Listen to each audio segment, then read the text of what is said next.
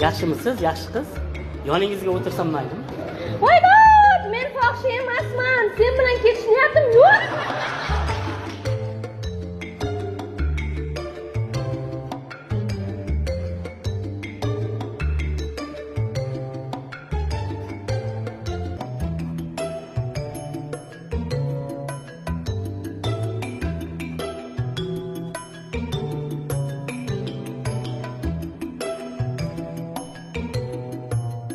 Iltimos, meni kechiring. Men ruhshunosman.